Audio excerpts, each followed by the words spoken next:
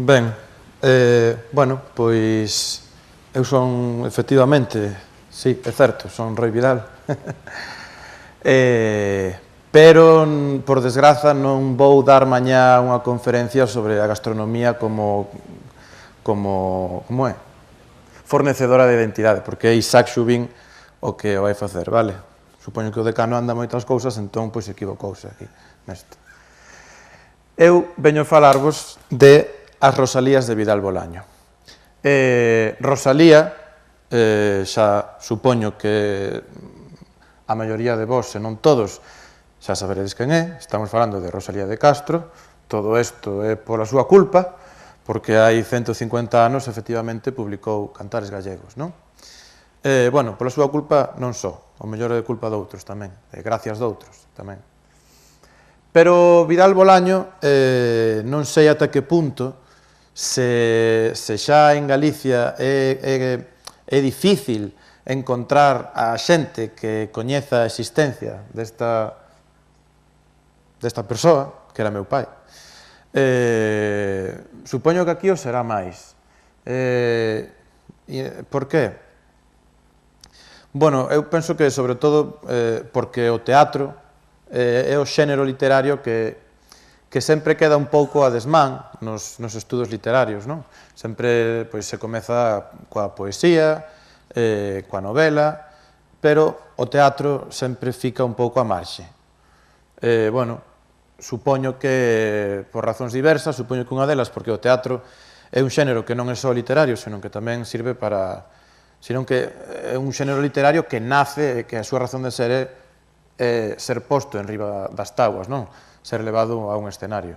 Pero, bueno, eso non quita que os dramaturgos e moita xente do teatro, como o propio Vidal Bolaño, sempre reivindicaran que o teatro tamén é un xénero, que o teatro tamén é literatura, e que o teatro tamén serve para ler só, que se pode ler só teatro, entón que, polo tanto, ten todo o dereito do mundo a ter cabida tamén nos estudos literarios e, sobre todo, no ensino das filoloxías, no ensino da filoloxía galega. Ben, entón, para introducir esta persoa, ben, el naceu en Santiago de Compostela no 50. Naceu nun barrio de Santiago de Compostela, que era o barrio de Vistalegre. Bueno, isto non é simplemente unha curiosidade, senón que eu penso que bueno, é bastante interesante para comprender o que foi, o que acabou sendo a traxectoria de Vidal Bolaño, o feito de que nacese nun barrio de Santiago. Como veredes despois, a súa obra sempre estivo moi vinculada, moi estreitamente vinculada con Santiago de Compostela. Escribiu obras sobre o Camiño de Santiago, sobre a Catedral de Santiago, dirixiu unha obra sobre Xelmírez, o arzobispo que no século XII un pouco foi o que creou todo este rollo da catedral e a inventio da presencia do resto do apóstolo ali tamén. Vidal Bolaño estivo sempre moi preocupado por todo o que rodeaba a Compostela, non? Pero, sen embargo, non deixou nunca de ser un home de fora de portas, é dicir, un home de barrio, un home que sempre tivo unha relación, digamos, distanciada coa capital, coa cidade, con Compostela, e eu isto tamén o vexo como un pouco a súa obra e, sobre todo, a súa personalidade, a pesar de que hoxe en día está no centro do canon, sobre todo a partir deste ano, porque, bueno, o feito de que se lle dedique o Día das Letras, pois supoño que xa o sitúa nunha posición bastante central, non? A pesar diso, sempre foi tamén unha persoa bastante marxinal. Vale. Ben, el, de pequeno, o que lle gustaba era o cine. Iba ao cine sempre que podía. De pequeno estou falando mellor desde os 10 anos ou menos. E claro, daquelas non había cine infantil e o que lles botaban os rapaces os domingos ás 3:30 da tarde pois eran películas de cine épico, cinema de aventuras, cine de indios e vaqueros e este tipo de cousas, non? Isto tivo bastante influencia despois no que foi a súa escrita dramática, no ritmo, no tratamento dos temas, pero tamén nunha concepción narrativa do teatro, de contar unha historia. Sobre todo, bueno, citar simplemente dous directores, os seus, digamos, dous directores de cabeceira, que son os dous John do cine de Hollywood, John Ford e John Huston. Tanto é así, tanto lle gustaba o cine, que decidiu que el quería estudar cine. Coa mala sorte de que, cando cumpliu a maioría de idade para ir a estudar cine a Madrid, pois ese mesmo ano, no 68, pecharon a Escola Oficial de Cine de Madrid, entón non tivo máis remedio que dedicarse a outra cousa. Seguiu estudando, meteuse nun grupo, o equipo Lupa, que era un grupo que había na cidade de Santiago de Compostela, naqueles anos, nos inicios dos anos 70, un grupo que facía cinema amador, cinema afeccionado. Equipo Lupa foi fundado no 71 por Euloxio Ruibal, Euloxio Rodríguez Ruibal e Félix Casado. Euloxio Ruibal, despois tamén, a finais dos anos 70, foi tamén un dramaturgo importante e conformou o que hoxe en día coñecemos como a xeración Abrente, ou o grupo Abrente, do que tamén formaba parte Vidal Bolaño, que eran os tres grandes, hoxe en día, os tres grandes nomes do teatro galego, que son Euloxio Rodríguez Ruibal, Roberto Vidal Bolaño e Manuel Lourenzo. Polo tanto, Vidal Bolaño e Euloxio Ruibal, antes de converterse en dramaturgos, coincidiron no equipo Lupa facendo cine. Facían cine afeccionado, facían películas coa máquina Super 8 que había daquela. Gravaron algunha curtametraxe de ficción, bastante experimental, estaban moi influenciados polo cine soviético da época.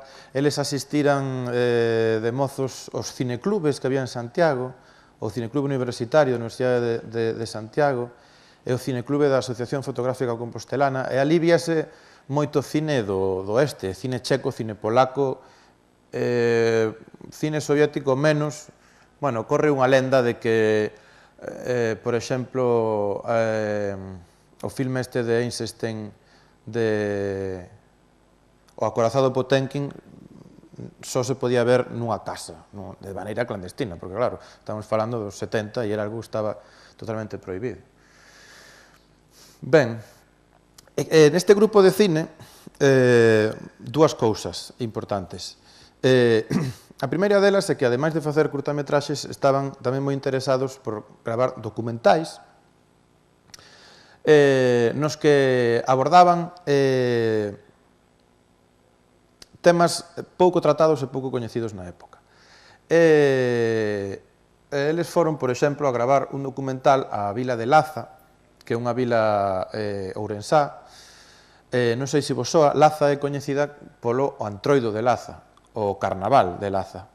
Estamos falando do triángulo máxico do Antroido galego, que son as vilas de Laza, Verín e Xinzo da Limia. En Laza, en Verín, hai un personaxe que é o típico do Antroido, do Carnaval galego, que é o cigarrón ou peliqueiro. Bueno, o cigarrón chámase en Verín, peliqueiro é como se chama en Laza.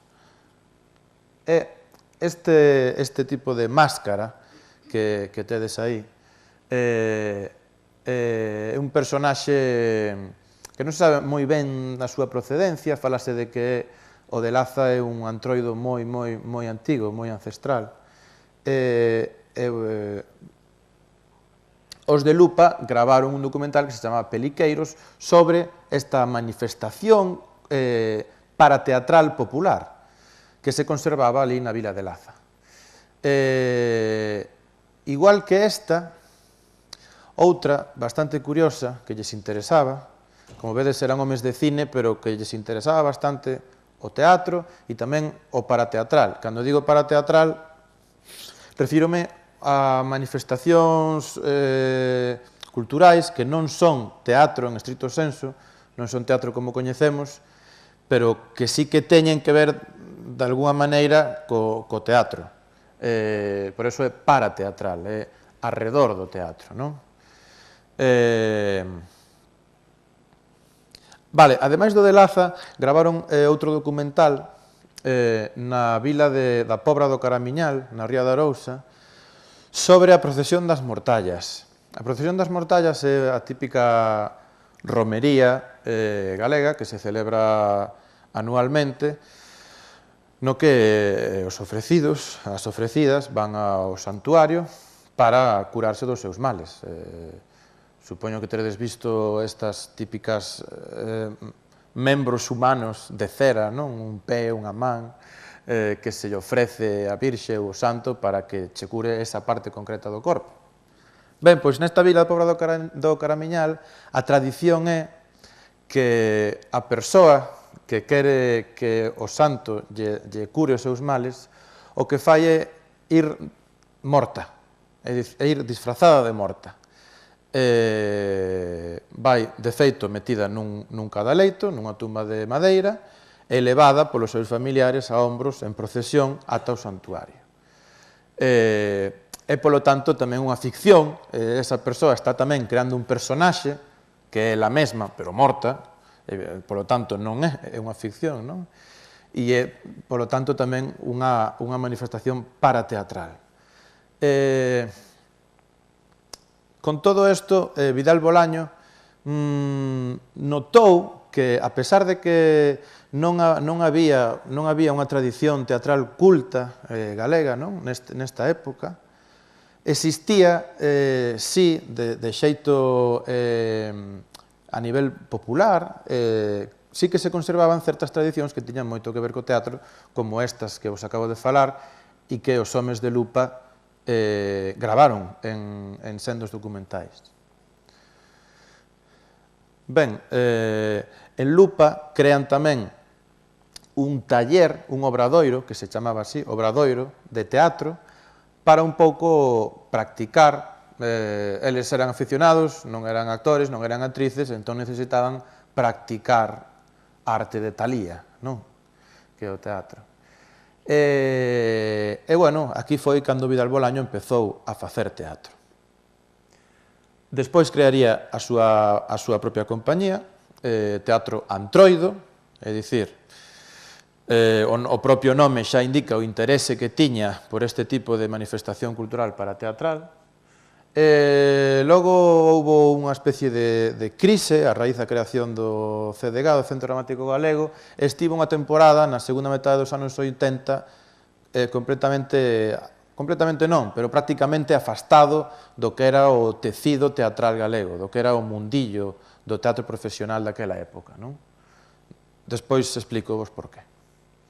Finalmente, nos anos 90, decide volver ao teatro, decide volver a ser un home importante, como xa fora, do teatro galego, e funda a súa segunda compañía, Teatro do Aquí, no ano 92, coa que, ao longo de toda a década, pois acaba converténdose nun dos dramaturgos máis recoñecidos, tanto pola crítica como polo público, e tamén nun dos directores de teatro máis importantes do teatro galego. Ben, Teatro Antroido, a primeira compañía que monta. Foi unha compañía que tivo un peso importante no que podemos chamarlle o teatro independente galego. Estamos falando dos anos 70, a finais dos anos 60 xa se pode empezar a falar do teatro independente español, con compañías que seguramente todos coñeceredes, como Els Joglars, ou como Els Comediants, ou como Los Goliardos, por exemplo. En Galicia, no ano 65, Manuel Lourenzo, o terceiro da xeración Abrente, das que vos falaba antes, crea tamén un grupo de teatro afeccionado ao teatro circo, co que reivindica que hai que empezar a facer teatro en galego, que ata esa época non se facía.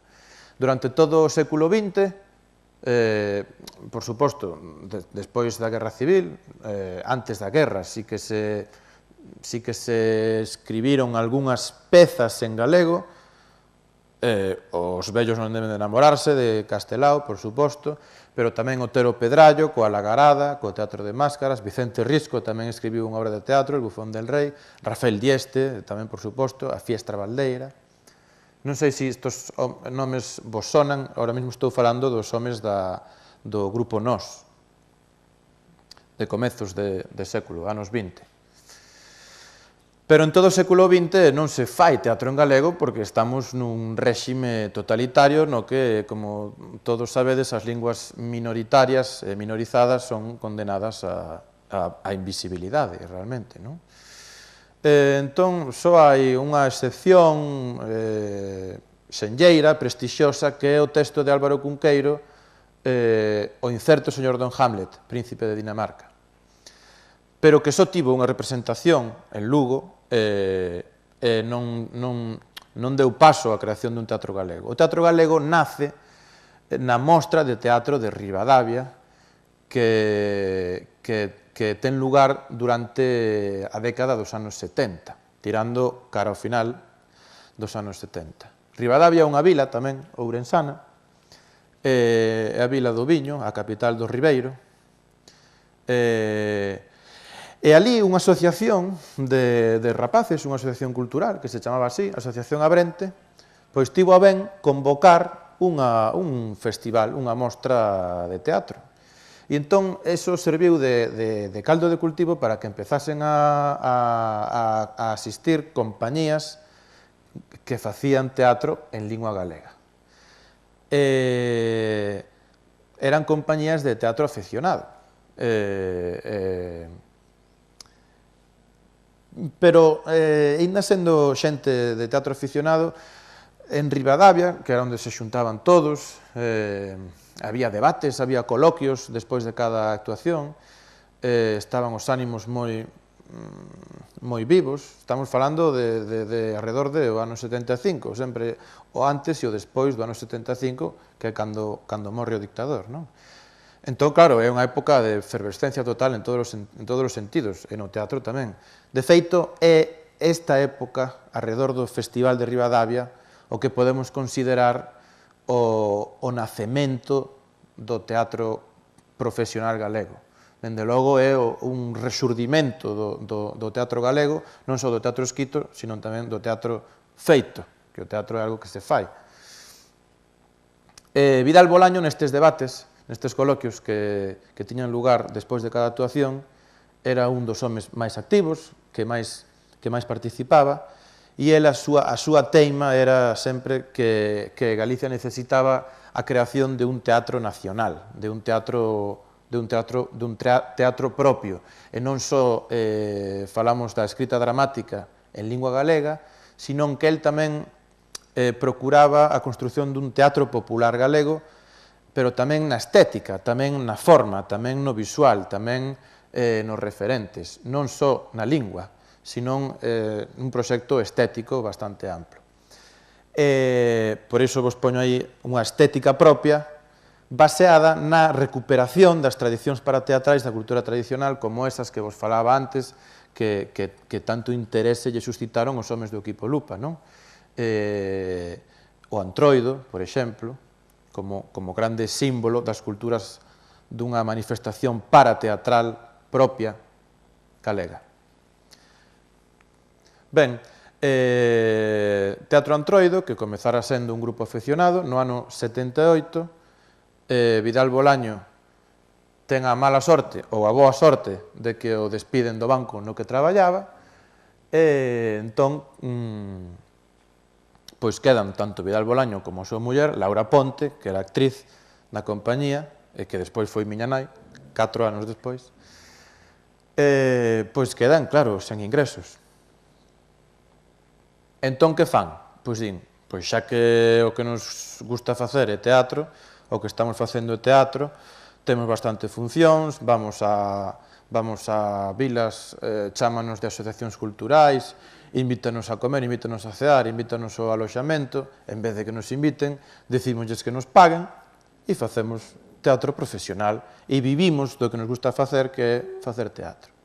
E é así como Teatro Antroido, Roberto Vidal Bolaño e Laura Ponte se converten nos pioneiros do teatro profesional galego, porque no ano 78, coa estrea de Laudamuco, o Señor de Ningures, en Santiago de Compostela, pois podemos comezar a falar da existencia xa dun teatro profesional, é dicir, dun teatro que aqueles que o fan é do que viven, é do que comen, son profesionais do teatro. Ben, despois, como Antroido ten que vivir de facer teatro, pois eles intentan abrir mercado, captar novos públicos, e comezan a facer teatro infantil, teatro de rúa, teatro de monicreques, cousa que non se facía aínda ata aquela altura en Galicia.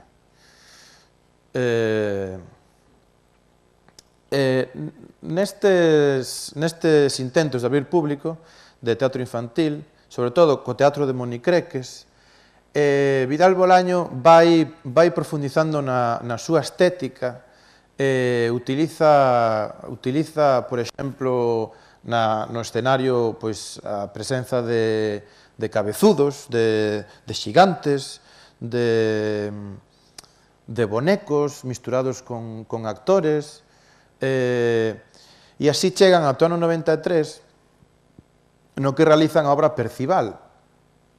Era un espectáculo inspirado nos textos de Xosé Luis Méndez Ferrín, Percival e outras historias. Está considerado por eles mesmos como, digamos, a súa obra cume, como espectáculo no que conseguiron realizar dunha maneira máis efectiva aquelo que eles desexaban.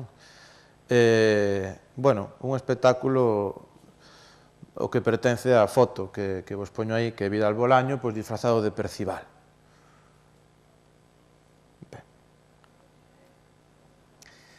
O ano seguinte, no ano 1984, hai un cambio de goberno na Xunta de Galicia, e o director xeral de Cultura, Luís Álvarez Pousa, decide que xa chegou o momento que, digamos, o teatro galego está xa o suficientemente maduro como para poder crear un teatro institucional, un teatro público, e inicia unha serie de conversas coas compañías máis importantes da época, entre as que, por suposto, estaba Teatro Antroido, para a creación do CDG, o Centro Dramático Galego, que é a compañía que ainda hoxe temos en Galicia de teatro institucional, teatro público.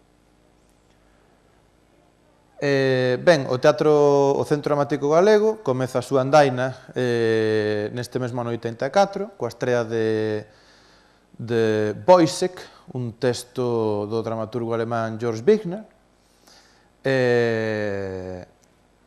Foi, bueno, bastante comentado que o Centro Dramático Galego non comezase cun autor galego, non? Pero, bueno, despois, pasado o tempo, tamén foi visto con orgullo que o Centro Dramático Galego, a súa primeira montaxe, fose un texto tan moderno e tan rupturista como foi o Woyzeck de Georg Büchner, non? Büchner era un dramaturgo alemán da cabalo entre o romanticismo e o naturalismo, bastante expresionista tamén. É un texto moi interesante, é un texto moi rupturista para a súa época, e aínda hoxe é bastante rupturista. A segunda produción do CDG, nese mesmo ano, é Agasallo de sombras.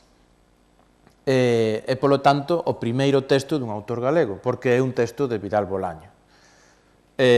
Agasallo de sombras, que é, ademais, este é o cartel, sabedes aí, Xunta de Galicia, Consellería de Educación e Cultura, Dirección Xeral de Cultura, Centro Dramático Galego. É o segundo espectáculo do teatro galego e, polo tanto, o primeiro espectáculo do Centro Dramático de autoría galega.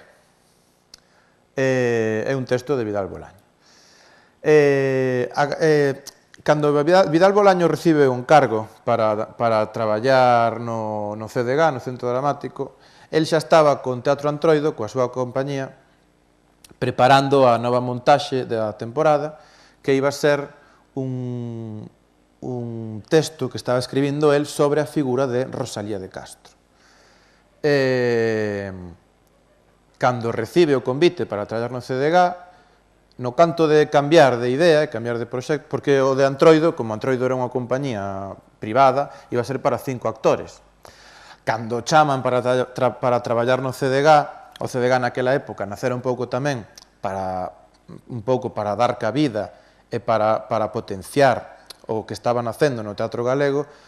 No CDG, por aquela época, os espectáculos nunca baixaban de 15 actores. Entón, el tivo que reformular o proxecto de Agasallo de Sombras e facer un texto máis amplo, máis ambicioso, un texto para máis actores e, ademais, con máis medios. Ben, Agasallo de Sombras pasou a historia pola polémica, porque tanto o texto como o espectáculo non se librou da polémica por ningún lado. En primeiro lugar, porque a Rosalía da época, a imaxe que se tiña de Rosalía da época, que un pouco aínda pervive hoxe en día, aínda que por sorte cada vez menos, era dunha Rosalía moi sufrinte, unha Rosalía que se estaba sempre queixando, chorona, a santiña.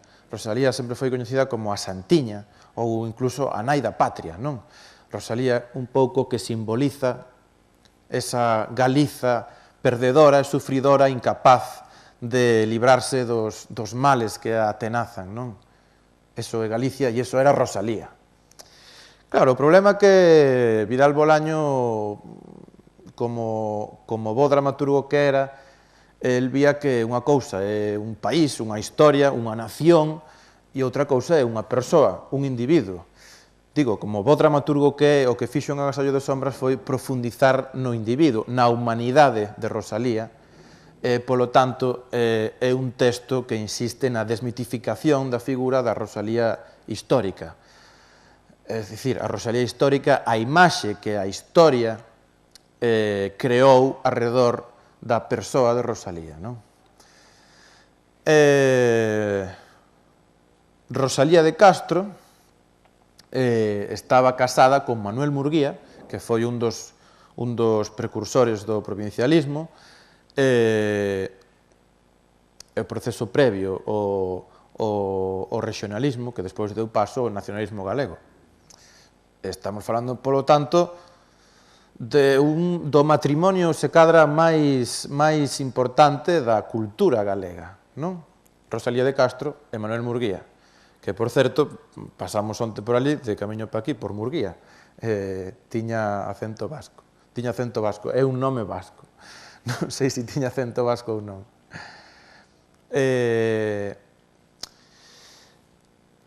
Agasallo de Sombras revisa un pouco a relación entre Rosalía e Murguía. Sempre, bueno, se dixo que sí, que Murguía un pouco invitar a Rosalía, animar a Rosalía a escribir as cousas que Rosalía escribiu en galego, Cantares gallegos e Follas novas, non? Sobre todo Cantares gallegos, que foi o primeiro. Sen embargo, en Agasallo de Sombras, no texto de Vidal Bolaño, o que se nos mostra é unha Rosalía sumisa, pero vista xa desde o futuro. En Agasallo de Sombras hai dúas Rosalías, a Rosalía moza e a Rosalía xa morta, a Rosalía que xa morreu, é un personaxe escindido. Entón, a Rosalía pequena é unha Rosalía ilusionada por vivir a súa vida, por facer teatro. Non sei se sabedes que Rosalía quixo ser actriz de xoven, de feito, chegou a facer unha obra na Sociedade Económica de Amigos del País, ali en Santiago, que era onde se xuntaban todos estes. Pondal, Murguía, Rosalía, Aurelio Aguirre, esta xente. Temos, por un lado, esa Rosalía xoven, ilusionada coa vida, e, por outro lado, xa a Rosalía morta, que xa viviu esa vida, e xa sabe o que lle espera a Rosalía moza, non?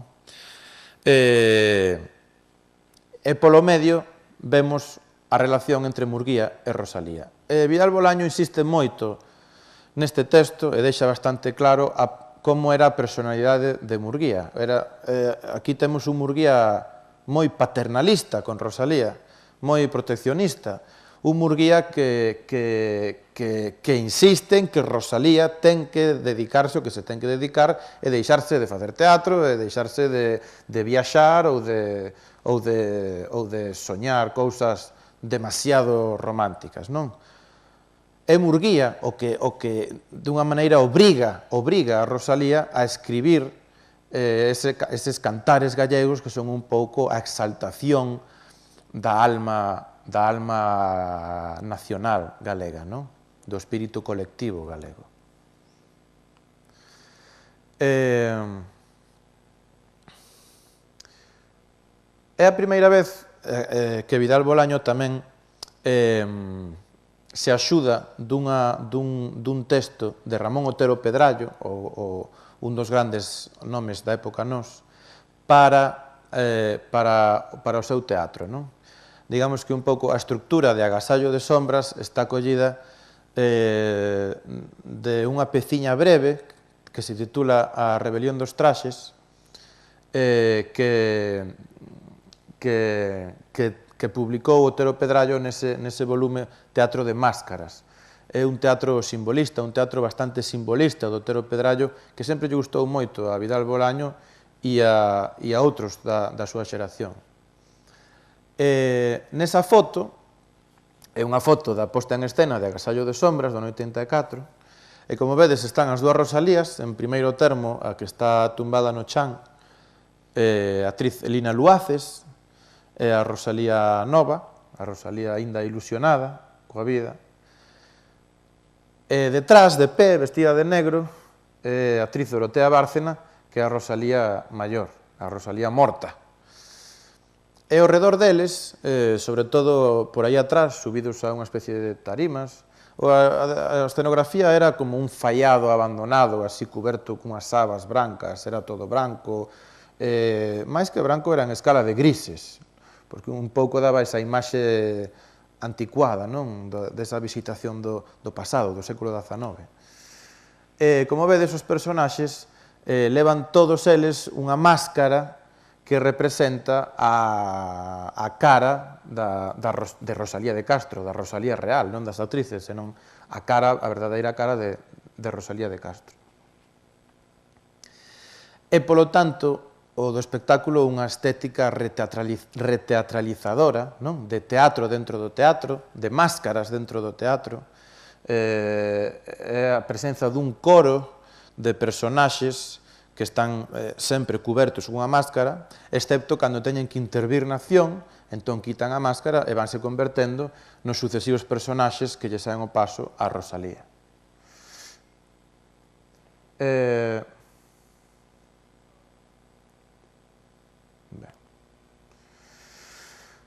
Esta outra foto do mesmo espectáculo é un duelo entre Manuel Murguía e Benito Biceto, se non lembro mal. Van a empezar un duelo con Rosalía no medio e de novo ao redor as outras Rosalías, digamos. Por que me paro nesto? Bueno, un pouco para incidir na idea de que o que eu creo que Vidal Bolaño quería conseguir con esta posta en escena, eu non a vin, eu tiña 2 anos cando se fixo, non 84, ou seja que non a vin. Vin algún vídeo de bastante mala calidade e lin sobre o espectáculo tamén. Eu creo que o feito de utilizar estas máscaras, utilizar este coro, e tamén utilizar esa estructura fragmentaria, esa estructura narrativa fragmentaria, e de romper a unidade de espazo, e de romper tamén a propia ilusión dramática, non era un texto para nada realista. Eu creo que fai un pouco para meterse nos soños de Rosalía, pero para darnos a imaxe dunha Rosalía moi humana, moi complexa, e por eso é a presenza de moitas máscaras, como se houvese moitas Rosalías, e non só unha santiña, unha chorona, unha sufridora, un tótem que representa a patria galega, sino que era un ser humano, como todos, complexo. As críticas non se fixeron esperar, sobre todo, e iso foi o sorprendente, e iso foi o que lle deu a Vidal Bolaño, as peores críticas chegaron desde o propio seo do nacionalismo galego daquel entón.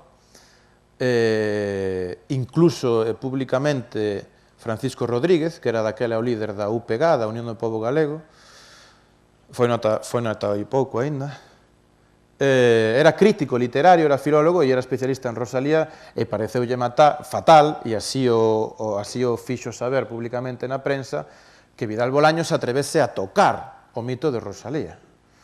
E xa non digamos do que se dixo e do que se montou, da polémica que se montou, co tratamento que lle dá tamén a Murguía, como un marido opresor, patriarcal e demasiado intransixente coa postura vital que tiña a súa muller. Ben, despois de Agasallo de Sombras, se cadra pola polémica que levantou, o CDG decide que vai volver a facer outro espectáculo tamén inspirado en Rosalía de Castro, que é o espectáculo Follas Novas. Como sabedes, é o título do segundo poemario de Rosalía.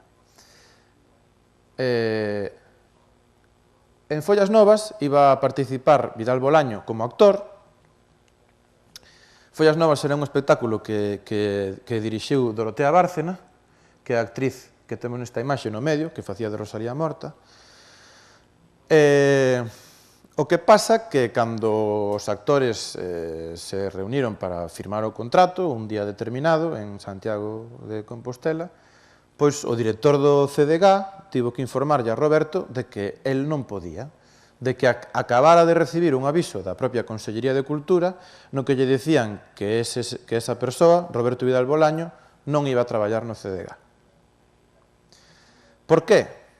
Ben, pois porque, evidentemente, a Consellería non deu explicacións, pero o Vidal Bolaño, evidentemente, despois desto, sempre foi preguntado ao longo da súa vida, e sí que deu as explicacións, e eu, por suposto, vou vos dar a súa versión.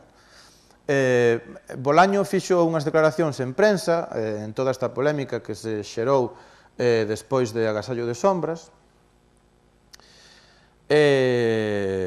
un pouco aproveitando a súa presenza nos medios, dixo algo que se falara xa no Consello Asesor do Centro Dramático, no que el estaba, porque el fora un dos creadores.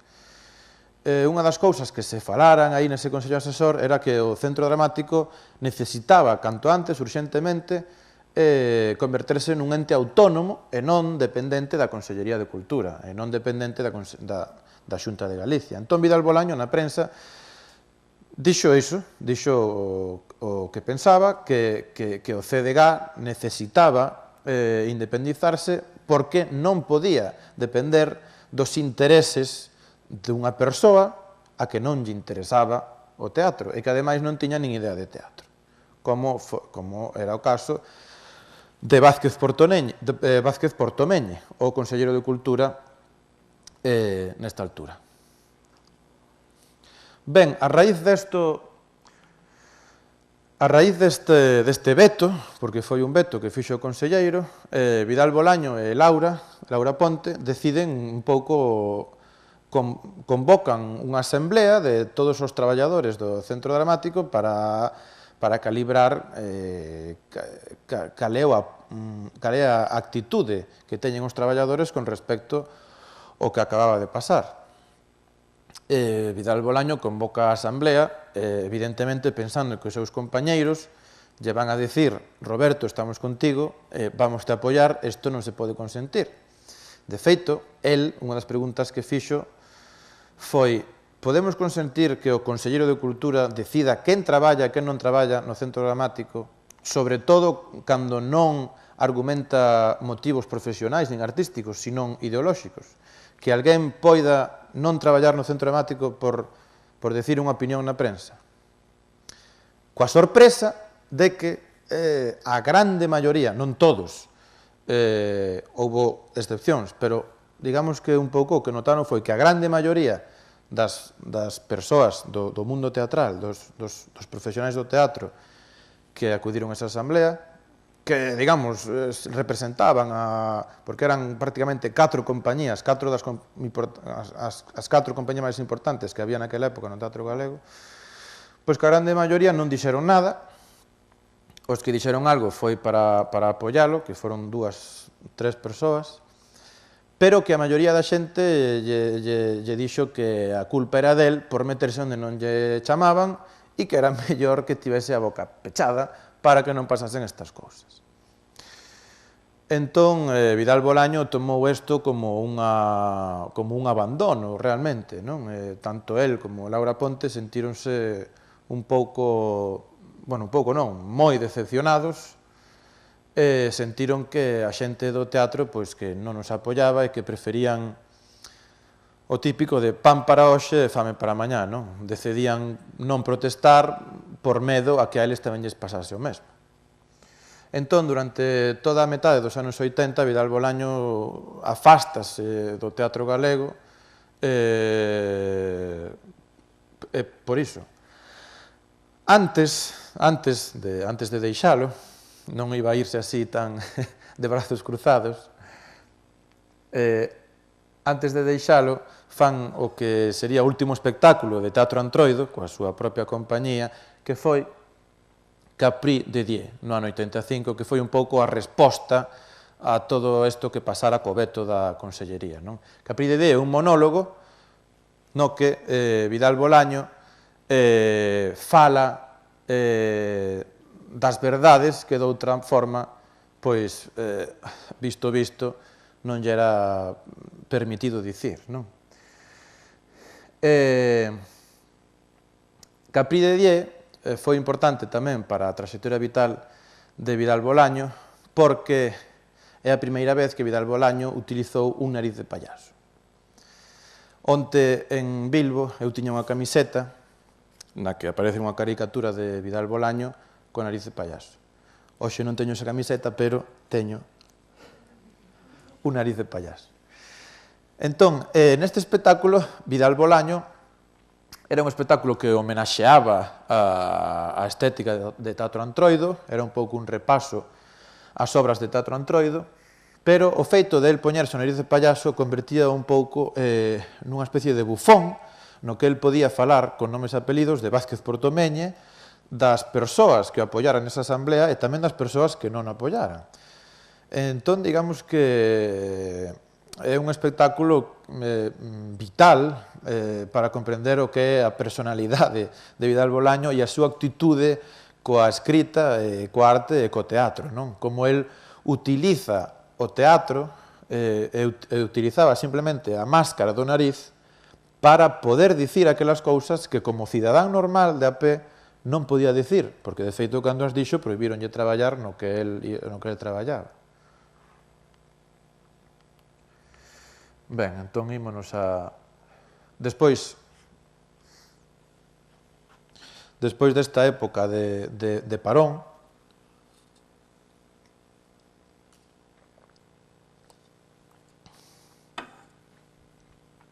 a comezos dos anos 90, Vidal Bolaño volve ao teatro.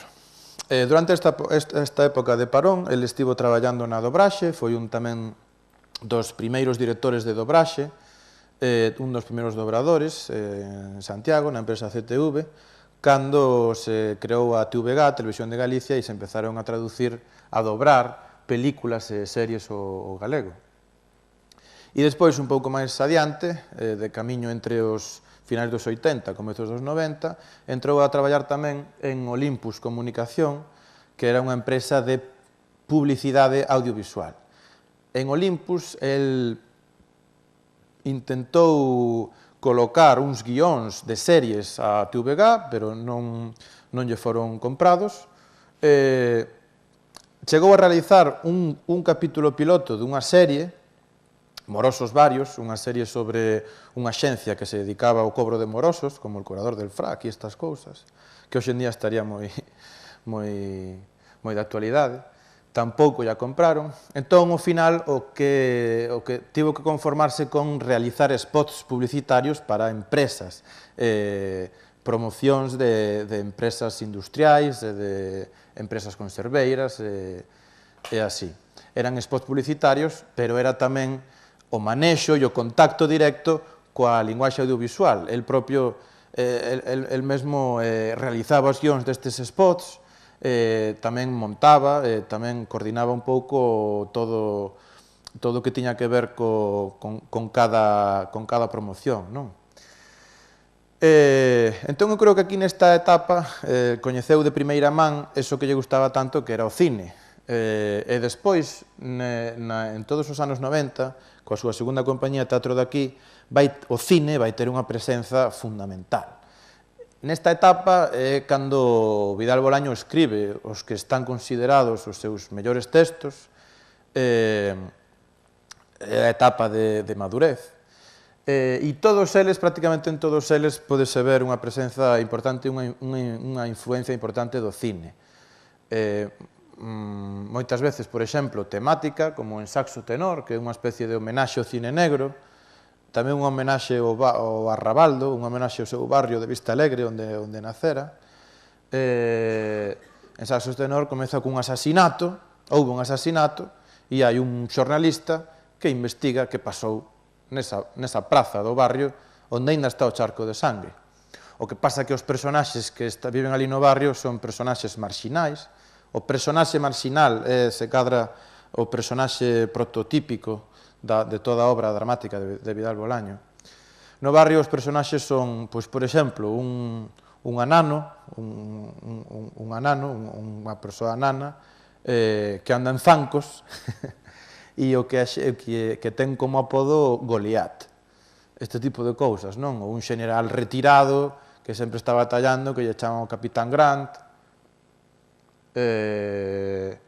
Putas, por suposto, chulos, e todo este ambiente marxinal do barrio, non? E que crea un pouco esta atmosfera de cine negro. E, ademais, estes personaxes danse cita na praza do barrio para ver pola televisión, en televisión española, a película Un tranvía chamado Deseo, que é unha película, ademais, baseada nun texto teatral. Por lo tanto, con esta volta á escrita e con esta volta aos escenarios, Vidal Bolaño tamén está anunciando o que vai ser a súa escrita madura dos anos 90, sempre a camiño entre o teatro e o cine, e sempre facendo da lectura teatral mesmo, non é necesario ver unha obra de Vidal Bolaño para disfrutala, porque escribe de tal xeito que o espectador pode sentir que está vendo unha película.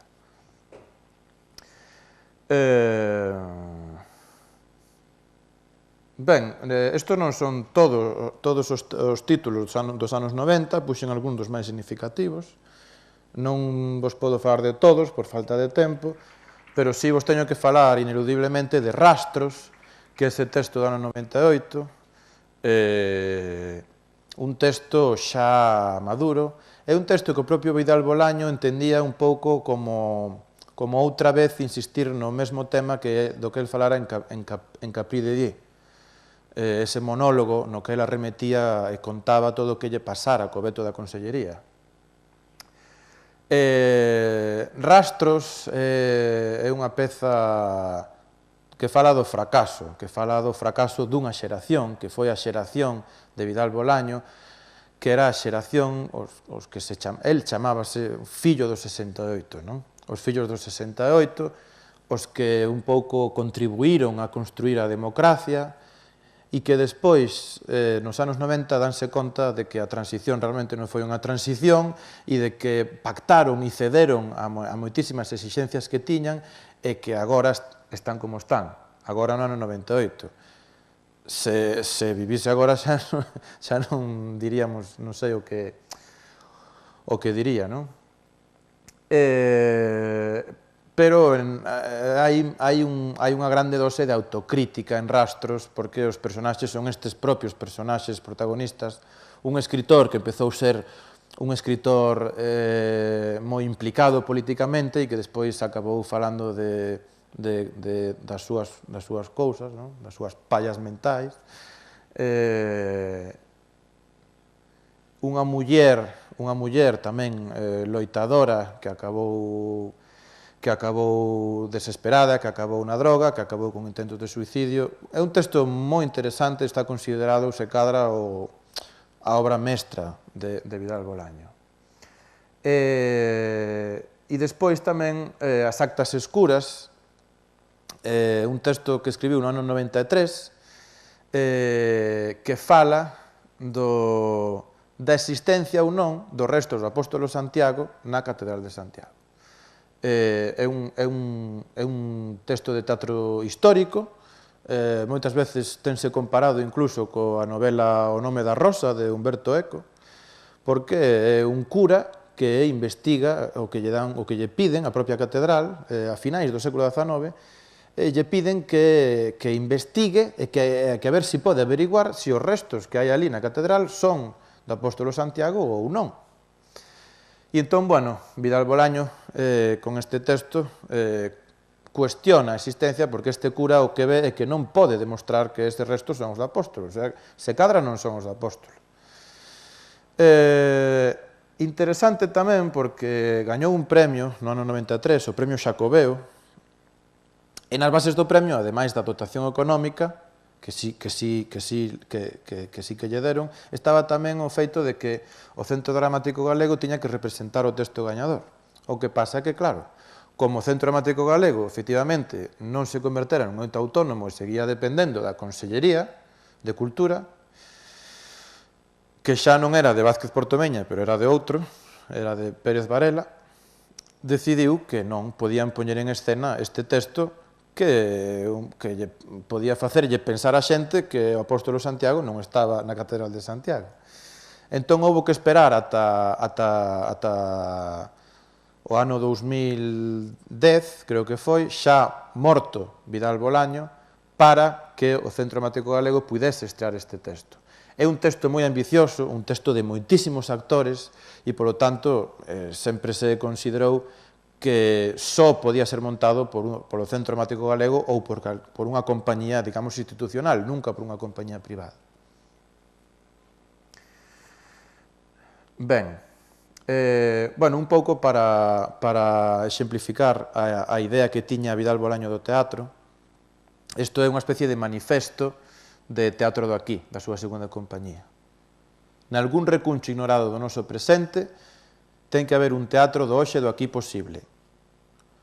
Un teatro con fe abondo en sí mesmo na sociedade na que nace e a que serve, como para ser quen de saír ao encontro de poéticas propias, capaces de traducir en términos de universalidade o particular, e de reafirmar as capacidades potenciais da nosa cultura e dos nosos creadores para se incorporar por méritos propios a dramaturxa e o teatro universais. Un teatro do hoxe e do aquí posible. Por lo tanto, Vidal Bolaño está deixando bastante claro a súa intención de falar de cousas que importan, de cousas que lle van a importar aos espectadores e, sobre todo, de cousas que atinxen a comunidade na que ese teatro nace e un pouco na que se ten que reflexar, que ese teatro ten que tratar de falar dos temas que interesan á sociedade. Ben, chegamos ao ano 2001, cando o Centro Dramático Galego volve a contar con Vidal Bolaño. Fixo no ano 99 ou no ano 2000 como director de escena con Xelmírez ou a Gloria de Compostela, un texto de outro escritor, de Daniel Cortezón, que lle encargaron a Vidal Bolaño dirixir, que fala sobre o arcebispo Xelmírez. Pero do que vos teño que falar hoxe aquí é das Rosalías, e, polo tanto, da segunda Rosalía que fai Vidal Bolaño, e que fai tamén, outra vez, de novo, no CDG, no Centro Dramático Galego, que é esta Rosalía, que é un texto de Ramón Otero Pedrallo, o grande novelista da época nós, que tamén era un dramaturgo moi reivindicado por Vidal Bolaño, como vos contei antes.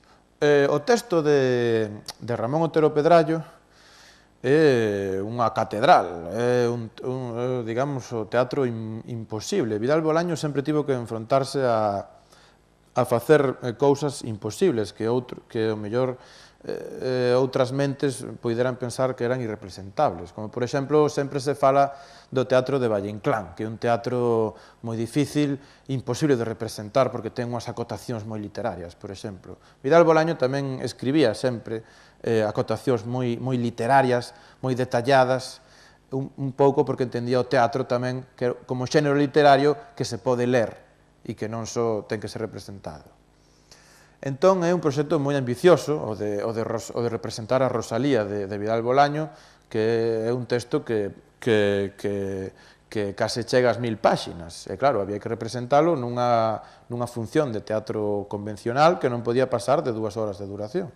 Vidal Bolaño fai unha labor inxente de dramaturxia, de adaptación do texto, fai seu o texto, pero un pouco conservando, por suposto, o espírito de Otero Pedrallo, que razonablemente non é o mesmo tratamento o que lle dá Otero Pedrallo á figura de Rosalía que o que xa lle dera a Vidal Bolaño no ano 84 con Agasallo de sombras, non?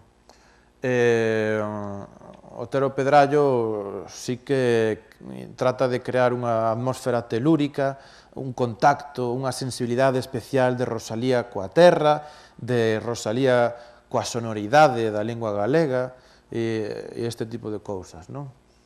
Pero, como vedes, esta é unha foto do espectáculo de 2001, Vidal Bolaño un pouco renuncia a toda esta estética urbanita na que estaba acostumado nesta época e na súa compañía, en Teatro de Aquí, esta estética urbanita, esta estética cinematográfica, e volve un pouco a esa maneira reteatralizante para falar outra vez de novo de Rosalía. Como vedes, volve a botar man dun coro de actores enmascarados.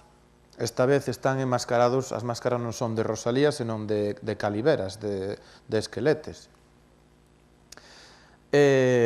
Un coro que, ademais, foi un dos grandes achádegos deste espectáculo, un espectáculo moi valorado pola crítica teatral, que incluso, bueno, hoxe en día se considera como a obra mestra do Vidal Bolaño director, do Vidal Bolaño home de teatro, non?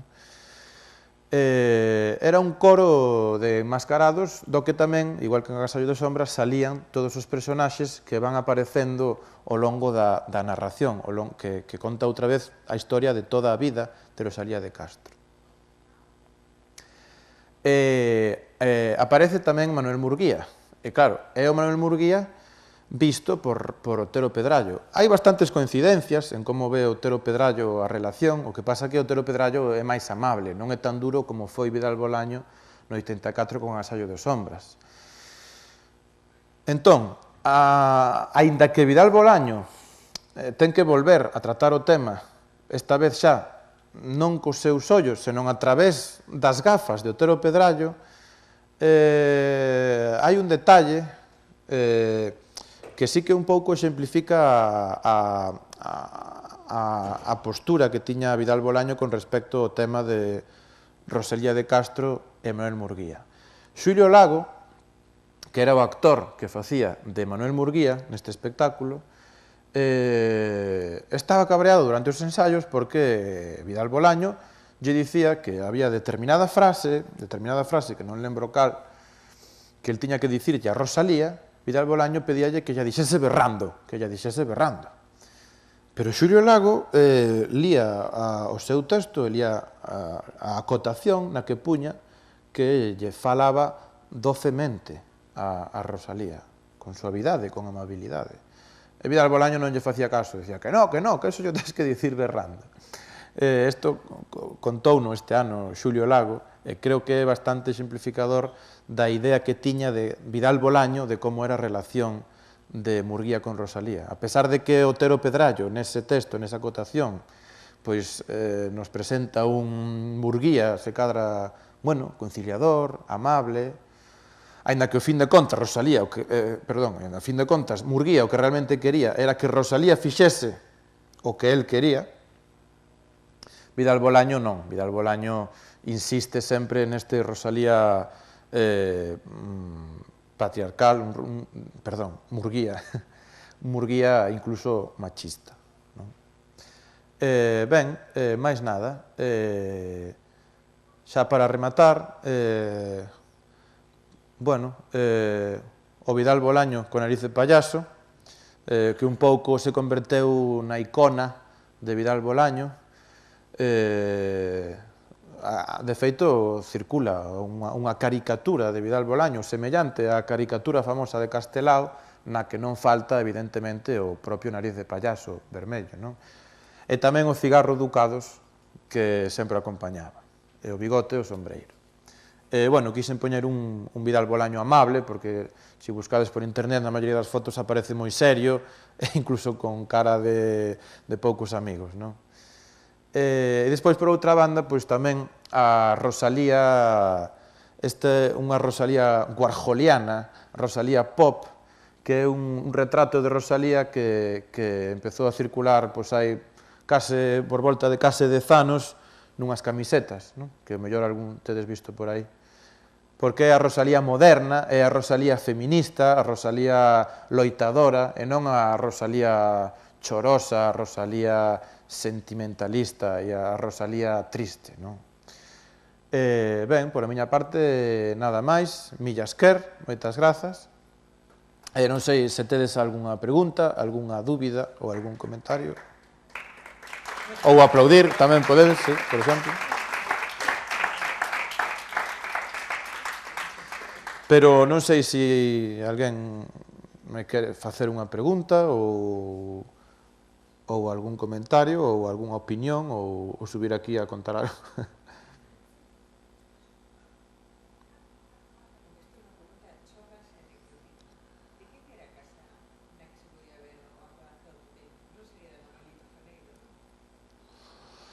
Non o sei, pero igual podería ser o mellor a de Luis Mariño, que era un home, un erudito da época, que tiña unha casa no Preguntoiro, en Santiago de Compostela, a que organizaba guateques e que ademais tiña unha biblioteca e unha filmoteca espectacular. E podría ser na de Luis Mariño, pero Manolito Janeiro, non sei.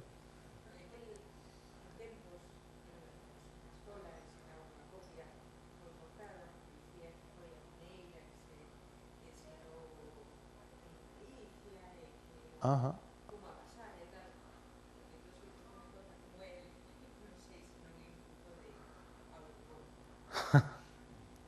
Non sei, pero hai de investigar, sí, sí. De todas formas, cando souben isto de Acorazar o Potemkin, sí que había referencia de en casa de quen, eu agora non me acordo, pero sí que se sabe. Sí. Alguén máis?